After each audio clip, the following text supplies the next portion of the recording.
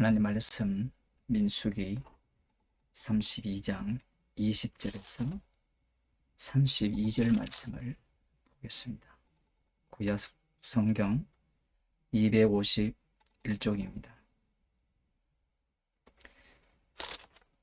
모세가 그들에게 이르되 너희가 만일 이 일을 행하여 무장하고 여호와 앞에서 가서 싸우되 너희가 다 무장하고 여호와 앞에서 요단을 건너가서 여호와께서 그 원수를 자기 앞에서 쫓아내시고 그 땅으로 여호와 앞에 복종케 하시기까지 싸우면 여호와의 앞에서나 이스라엘의 앞에서나 무죄히 돌아오겠고 이 땅은 여호와 앞에서 너희의 산업이 되리라마는 너희가 만일 이같이 그같이 아니하면 여호와께 범죄함이니 너희 죄가 정녕 너희를 찾아낼 줄 알라. 너희는 유아들을 위하여 성읍을 건축하고 양을 위하여 우리를 지어라. 그리하고 너희 입에서 낸 대로 행하라. 갓 자손과 로벤 자손이 모세에게 대답하여 가로되 우리 주의 명대로 종들이 행할 것이라. 우리의 어린 자와 아내와 양떼와 모든 가축은 이곳 길라 성읍들에 두고 우리 주의 말씀대로 종들은 무장하고 여호와 앞에서 다 건너가서 싸우리이다. 이에 모세가 그들에게 대하여 제사장 엘라살과 눈의 아들 요수아와 이스라엘 자손 지파의 두령들에게 명하니라. 모세가 그들에게 이르되 갓 자손과 르벤 자손이 만일 각기 무장하고 너희와 함께 요단을 건너가서 여호와 앞에서 싸워서 그 땅이 너희 앞에 항복하기에 이르거든 길라 땅을 그들에게 산업으로 줄 것이니라. 그러나 그들이 만일 너희와 함께 무장하고 건너지 아니하거든 가나안 땅에서 너희 중에 산업을 줄 것이니라. 갓 자손과 로벤 자손이 대답하여 가로되 여호와께서 당신의 종들에게 명하신 대로 우리가 행할 것이라. 우리가 무장하고 여호와 앞에서 가나안 땅에 건너가서 요단 이편으로 우리의 산업이 되게 하리이다. 아멘. 모세가 갓과 로벤 지파의 말을 들은 이후에 너희들이 무장하여 여호와 앞에서 가서 싸우고 요단을 건너가서 여호와께서 그 원수를 자기 앞에서 쫓아내시고 그 땅으로 여호와 앞에 복종케 하시기까지 싸우면 여호와 앞에서나 이스라엘 앞에서나 무죄히 돌아오겠고 이 땅은 여호와 앞에서 너희의 산업이 되겠다. 그러나 그렇지 않다면 여호와께 범죄함이니 너희 죄가 정녕 너희를 찾아낼 줄 알라. 이렇게 말하고 있습니다. 무엇인가 이상하죠. 무엇이 이상합니까? 지금 여호와 하나님께서 약속하신 아브라함과 이삭과 야곱에게 약속하신 약속의 땅은 요단 서편입니다. 그러면 모세가 이들을 향해서 각각 로벤 지파를 향해서 너희들은 지금 범죄하고 있다. 이렇게 책망을 해야 되는데 모세는 새로운 범죄를 끄집어내는데 그들이 스스로 말하여서 자신들이 여호와 앞에 앞장서 가서 싸움을 하고 여호와께서 주시고자 하는 땅을 다 정복하기까지 이 땅으로 돌아오지 않겠다라는 그 말을 지키지 않으면 여호와 앞에서 범죄한 것이고 이렇게 말을 하고 있는 겁니다. 이것이 믿음이 좋다고 하는 우리들이 읽기에는 별 문제가 없어 보이잖아요. 그런데 근본적인 문제가 계속 걸려 있는 겁니다. 여기에 대해 각각 로벤 자손이 자신들이 무장하고 여호와 앞에서 요단강을 건너가서 그 땅을 다 차지하기까지 싸움을 하겠다라고 다시 다짐을 합니다. 민수기 32장이 굉장히 특이하죠. 간단하게 기록될 수 있는 사건인데 굉장히 길게 기록되어 있는 이유가 여기에 있는 겁니다. 이 말을 듣자 모세가 제사장 엘라살과 눈의 아들 요수아와 이스라엘 자손 지파의 투령들에게 지금 이들이 각각 로벤 지파가 무장하고 너희와 함께 요단을 건너가서 여호와 앞에 싸워서 그들이 항복하기까지 싸운다면 이 길랏 땅, 요단 동편 땅을 그들에게 산업으로 주고, 만일 그렇지 않다면 요단 서편 땅, 본래 여호와 하나님께서 주시겠다는 그 땅에 그들의 기업을 주라, 이렇게 명합니다. 뭔가 돌아가는 게 이상해요. 여기에서도 또 한 가지가 이상한 게, 이 열지파 이들의 대답이 나오지 않아요. 모세가 이렇게 말했을 때 이들은 누가 대답을 하는가 하면 갓지파와 로벤 지파가 대답하여서 우리가 여호와께서 당신의 종들에게 명하신 대로 우리가 행할 것이라. 우리가 무장하고 여호와 앞에서 가나안 땅에 건너가고 가서 요단 이편으로 우리의 산업이 되게 하리이다. 열지파는 대답하지 않아요.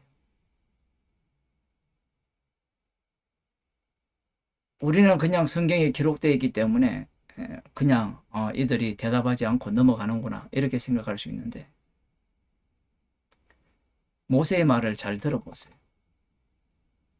이 요단 서편 땅을 다 차지하기까지 그들이 싸운다면 이 요단 동편 땅을 그들에게 기업으로 주라고 하고, 만일 그렇지 않다면 서편 땅을 그들에게 기업으로 주라고 해요. 인간은 계산이 빠르죠. 우리들도 이 현장에 있었으면 어떤 답변을 하겠습니까? 이들은 이미 마음속에 이 두 지파가 자기들과 함께 가서 전쟁에서 목숨을 걸고 싸워서 이 땅을 차지하게 해주고 요단 동편 땅을 그들의 기업으로 얻기를 소망하는 겁니다. 이 전체에서 하나님께서는 왜 개입을 하지 않습니까? 우리는 무엇을 중요시해요? 하나님의 뜻. 하나님의 뜻대로 한다는 걸 굉장히 중요시하잖아요. 예수님을 믿는다라는 사람들이 갖고 있는 사고방식이 하나님의 뜻대로 살아가는 것이 굉장히 중요한데, 특히 오늘 본문 같은 경우에는 하나님의 뜻은 분명하거든요. 약속의 땅은 요단 서편입니다. 그런데 왜 이 동편을 그들의 기업으로 차지하고자 하는 것에 대해서 어떠한 언급도 하지 않으시고 그들의 욕망대로 벌어두시느냐라는 겁니다.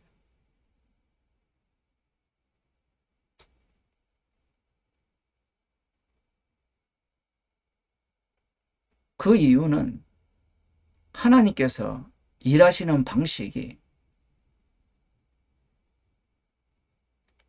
죄인을 갖고 일을 하시기 때문에 그래요. 요단강을 건너기 직전이라 하더라도 이들은 여전히 죄인일 뿐입니다. 우리는 옳고 그름을 따지잖아요. 옳고 그름. 그렇지 않습니까? 하나님의 뜻, 말씀대로. 얼마나 이 교회 다니는 사람들이 그렇게 말씀대로 살기를 원합니까? 바르게 살기를 원하잖아요. 바르게 사는 게 뭔지도 모르는데 지금 여호와 하나님의 입장에서는 이들이 바르게 살고 있어요. 왜냐하면 이들 가운데 성막이 있죠. 성막이 있다는 것은 이들이 무엇을 하더라도 죄인이라는 겁니다. 지금 이 사건 속에서 그러한 모습이 도드라지게 드러나는 거죠. 처음부터 하나님께서는 십자가를 목적으로 세상을 창조했고 이스라엘을 만들었어요. 잠언서 23장 19절을 한번 보겠습니다. 잠언서 23장 19절을 보면 이런 말씀이 나옵니다. 내 아들아, 너는 듣고 지혜를 얻어 네 마음을 정로로 인도할지니라. 여기에 보면 말씀을 듣고 지혜를 얻어 네 마음을 바르게 인도할지라 이렇게 말하고 있죠. 이 지혜가 감추어져 있거든요. 이 지혜는 십자가의 지혜인데 십자가의 지혜를 듣고 바르게 행하는 길은 십자가를 전가하는 길 뿐이에요. 그러면 죄 짓는 것 뿐이에요. 그런데 문제는 죄를 우리가 지을 수 있느냐라는 거예요. 십자가를 전가하기 위한 죄는 우리가 못 지어요. 물론 인간이 죄 덩어리이기 때문에 나오는 게 죄밖에 없어요. 죄밖에 없기 때문에 죄를 짓기 때문에 십자가를 전가할 수 있느냐, 이 논리는 나오지 않습니다. 십자가 피를 전가하기 위해서 죄를 짓게 만드는 거예요. 그런데 많은 사람들이 이 마음을 정로로 인도할지니라 이렇게 이야기하니까 들은 것은 있어서 하나님의 뜻대로 살아야 된다 이렇게 이야기를 합니다.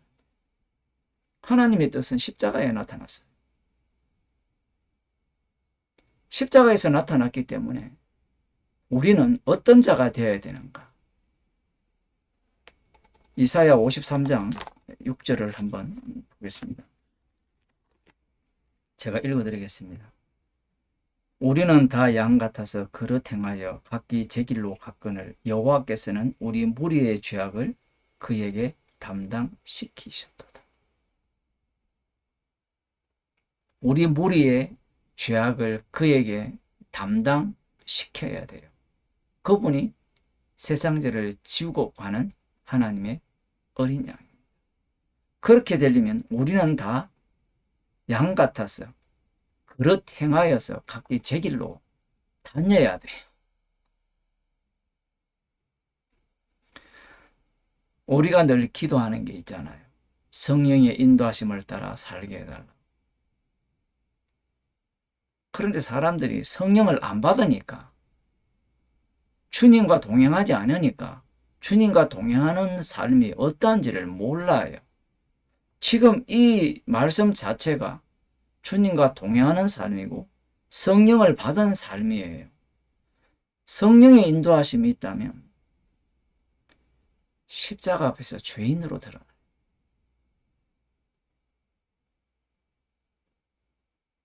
성도에게 바른 길이라는 것은 사건이 닥칠 때마다 십자가와 마주치는 그 길, 항상 이 우리가 가는 길 그 코너에 주님의 피 흘리심이 있는 거예요. 우리를 주님께서 친히 인도하시기에 십자가의 정인으로 드러나는 현장으로 우리를 인도하시는 것. 우리가 인간이 첫째 아담 안에 있는 자가 말씀대로 살 수 있다면 우리가 구약을 보면서 이렇게 살면 안 되지. 바르게 살아야지. 이런 식으로 말씀을 교훈으로 삼아서 적용할 수 있지만 이미 십자가의 영을 받은 자들 입장에서는 모든 인간이 죄 아래 가둬져 있어요. 죄 아래 가둬져 있다는 것은 하나님이 그들의 상실한 마음대로 내버려 두셨다는 겁니다. 사실 이스라엘도 그들과 다르지 않죠. 그런데 이방 나라와 이스라엘의 차이는 여호와의 이름이 그들과 동행한다는 겁니다. 날마다 피가 흘려지고 있죠. 성도는 이미 십자가에서 다 이루신 그 십자가 사건 속에서 살죠. 십자가 안에, 그리스도 안에서 성도는 살아가는 겁니다. 그러하기에 주님의 정인으로 살려지는 거예요. 성령을 받지 못한 사람들은 꼭 이렇게 말을 합니다. 십자가에서 다 이루셨기에 우리가 성령을 쫓아서 말씀대로 살아야 됩니다.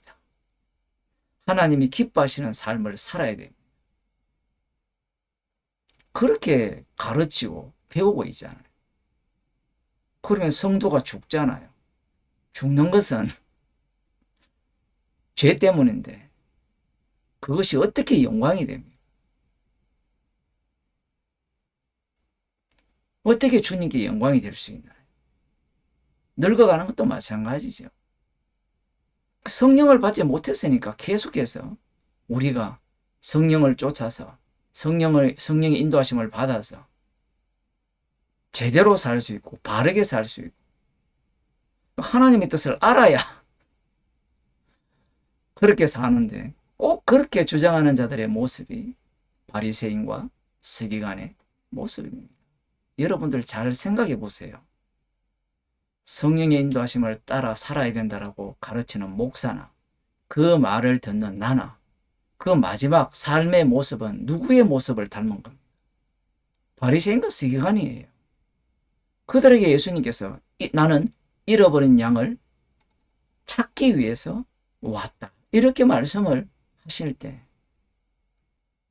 그 잃어버린 양을 찾는 방식이 인자거든요. 인자는 십자가에 못 박혀 죽으셔야 됩니다. 십자가를 통해 찾으시겠다라는 그 주님을 말씀대로 살아가는 자들이 받아들일 수 있겠느냐라는 거예요. 그래서 오늘날 교회에 성령의 인도하심을 따라서 말씀대로 살아가는 자들에게 십자가를 이야기하면 나 그거 알아. 다 뗐어.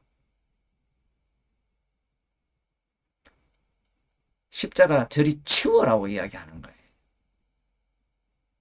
오늘날 바리새인과 서기관들이 누구냐라고 하면 말씀대로 성령의 인도하심을 따라 살아야 된다라고 가르치고 그렇게 살려고 하는 자들입니다.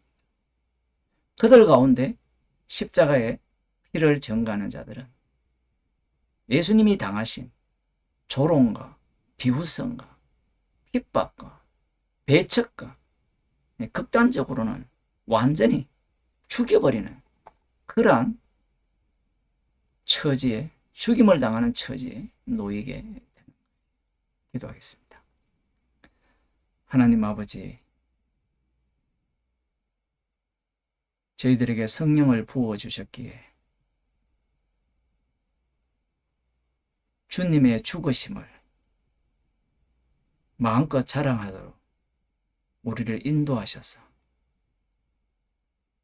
십자가의 피만을 앞장 세우는 자로 삼아주심을 감사드립니다. 날마다 성령께서 친히 저희들을 인도하셔서